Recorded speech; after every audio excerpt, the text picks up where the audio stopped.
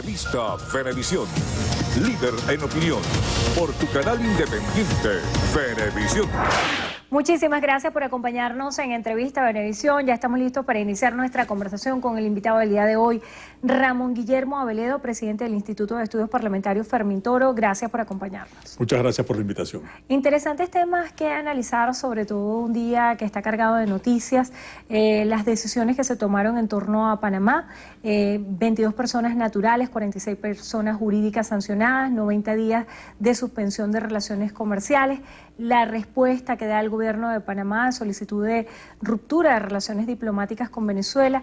¿Qué impacto pudiera tener y cómo se interpretan estas sanciones? Antes que eso ocurrió, y es una respuesta del gobierno, unas sanciones de las autoridades panameñas a unas personas naturales y jurídicas, es decir, empresas venezolanas allá en Panamá.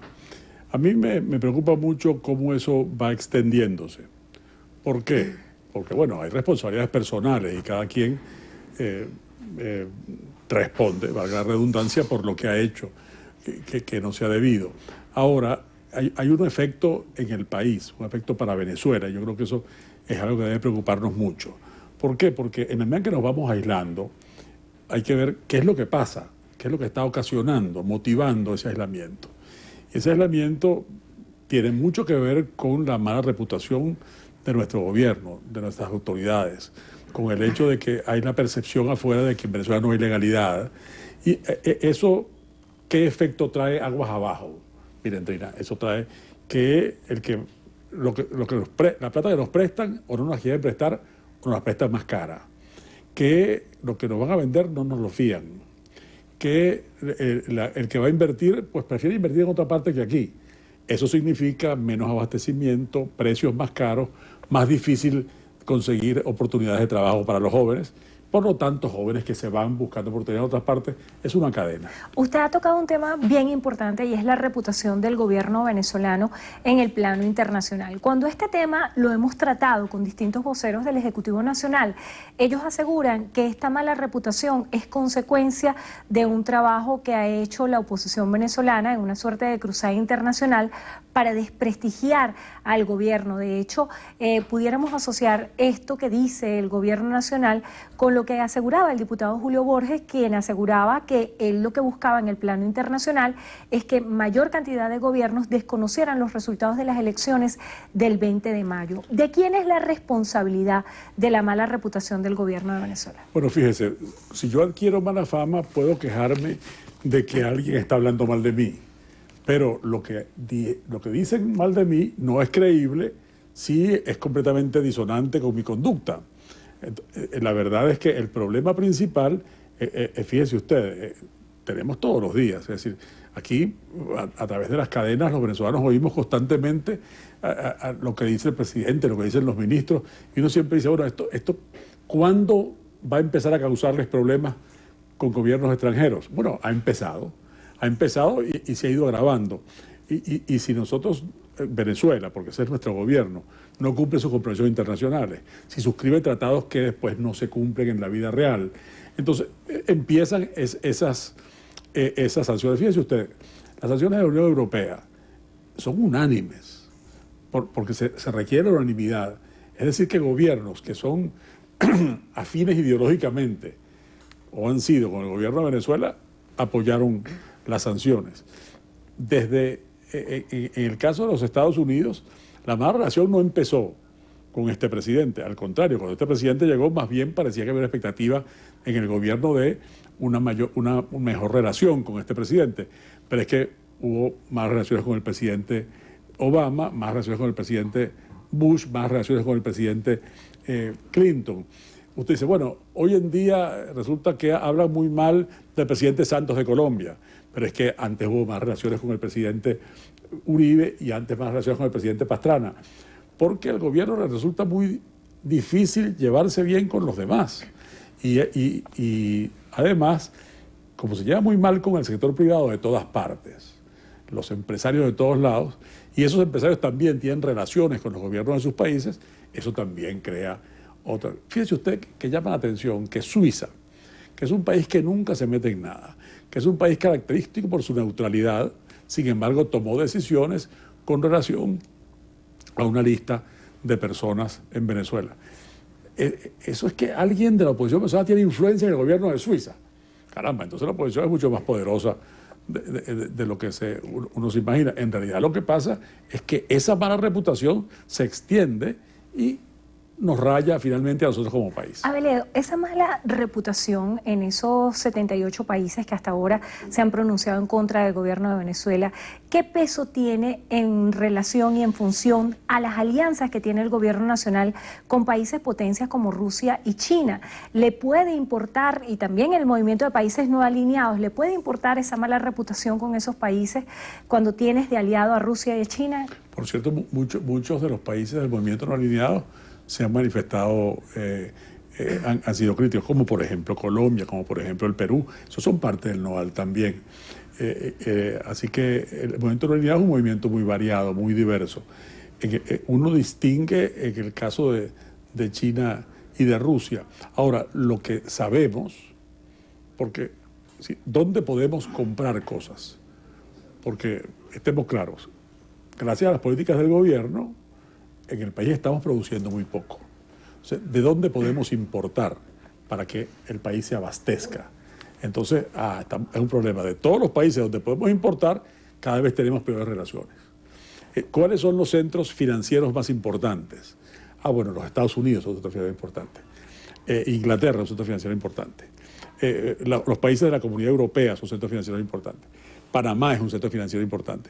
Pues ahí tenemos problemas. Suiza es un país importante con centro financiero. Entonces, con el financiamiento también vamos a tener problemas. Caramba. Y cuando vamos sumando factores, nos damos cuenta que hacer una cierta política y un cierto discurso puede beneficiar al pequeño grupo que está en el poder, pero perjudica al grueso de los venezolanos. Y esa es la situación en la que nos encontramos en este momento. ¿Hay posibilidad a través de la vía electoral de hallar respuestas el día de hoy? Hemos visto en las últimas horas pronunciamientos de organizaciones que de alguna manera tratan de exhortar a Henry Falcón para que retire su candidatura. Y se pudiera pensar que hoy la oposición venezolana se encuentra en una encrucijada entre participar y no. ¿Se pudiera pensar que existen dos oposiciones en Venezuela? Bueno, la verdad es que fíjese, aquí en Venezuela los venezolanos queremos votar. Esa es nuestra vocación natural. ¿Por qué? Porque eso es lo que produciría una solución no traumática a nuestra crisis, que es muy seria. Para que haya respuesta a los problemas sociales y económicos que estamos viviendo, tiene que haber un cambio de gobierno. Y para que haya un cambio de gobierno, la mejor manera, la mejor correcta, es la de una elección, que tiene que ser libre, tiene que ser limpia. El gobierno ha trabajado para que se pierda confianza en el proceso electoral y ha logrado que una parte muy importante de los ciudadanos no confíe. Justamente de lo que intentó la oposición democrática en las negociaciones de Dominicana fue exactamente conseguir unas condiciones que dieran confianza para poder participar, porque lo que se quiere es participar. El gobierno optó por una decisión rápida de convocar elecciones de una vez, sin conceder, sin garantizar las condiciones adecuadas, y tenemos finalmente un simulacro electoral. Eso antes lo ha intentado otros gobiernos de la historia de Venezuela con muy malos resultados para el país y para los gobiernos. El intentar hacer unas elecciones, digamos vulgarmente chimbas, unas elecciones que parecen elecciones pero que no lo son. Esto que hay para el 20 de mayo en realidad no es una elección. Y yo, que siempre he venido aquí a este programa y a todas partes a decir hay que votar, porque yo creo en el voto como instrumento cívico. Eso es lo que soy yo soy demócrata. Digo, yo creo en el voto, pero es que esto no es voto.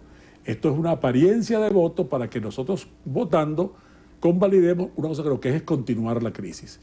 Y por eso quien participe en esta elección está, aunque no lo desee, aunque no sea su propósito, ayudando al propósito del grupito en el gobierno de permanecer en el poder. ¿Cuál va a ser la encrucijada que enfrente la oposición venezolana luego del 20 de mayo? Al menos esta visión que tiene una parte de la oposición de no llamar a votar. ¿Cuál puede ser el próximo recurso? Bueno, es una visión en donde coincide la mayoría de la oposición y la mayoría del país. Y esa visión atiende al criterio realista de que el 20 de mayo no va a pasar nada, no va a cambiar nada. Va a seguir este gobierno, para nadie es una sorpresa, todo el mundo sabe qué es lo que va a pasar, pero también va a seguir la crisis. La crisis no se va a detener.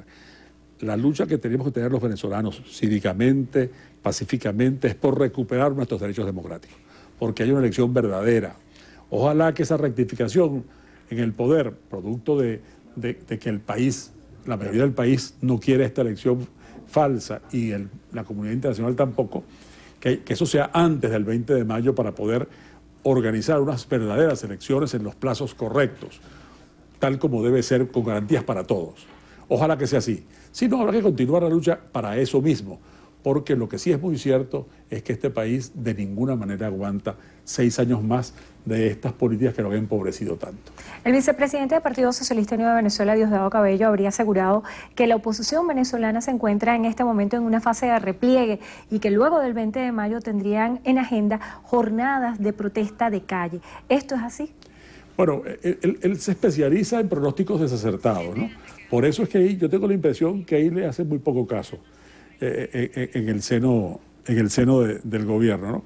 Y por eso lo veo a él como relegado. A veces ladra y grita para llamar la atención, pero la verdad es que yo creo que le hace muy poco caso. Esos son pronósticos que al final los de él no se cumplen. En lo que estamos nosotros es completamente destapados.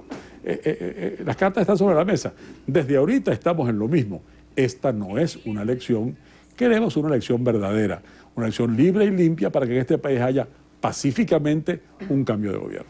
Se ha hablado mucho de que uno de los aspectos que más le ha hecho daño tanto al gobierno como a la oposición venezolana son los radicales. Tengo aquí el libro que usted me acaba de obsequiar, lo voy a revisar, lo voy a leer, que habla sobre la vida civil. ¿Por qué soy radical? ¿Se puede ser demócrata y ser radical? Precisamente ser demócrata es ser radical. A eso me refiero, porque lo que es radicalmente distinto a la dictadura es la democracia. Lo que es radicalmente distinto a la intolerancia no es una intolerancia de otro signo, es la tolerancia. Lo que es radicalmente distinto a la imposición es la diversidad, es la pluralidad, es la libertad.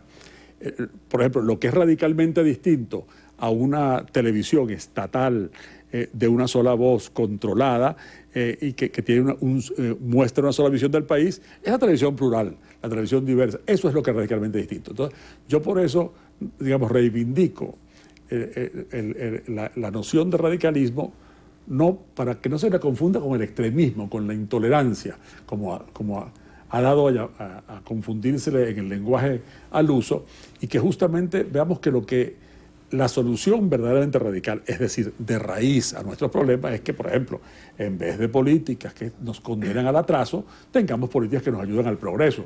¿Y eso cuáles son? Las políticas que favorecen la inversión privada, que apoyan el trabajo, que hacen que la gente que trabaja sea premiada, porque, fíjate tú, y eso es un punto interesante, todos los días uno sabe, yo personalmente considero que quien mantiene abierto un negocio, una empresa cualquiera, es un héroe. Porque es un héroe. Ahora, dime tú también qué héroes son los trabajadores que cumplen.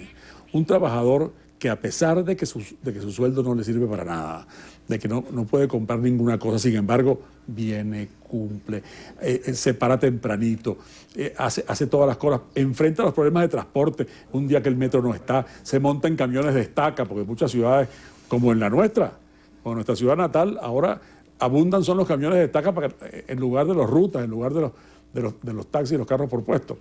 Bueno, y hace todo el sacrificio para ir a la zona industrial, para ir a trabajar en su oficina, para después tener un sueldo de la casa. Ese también es un héroe.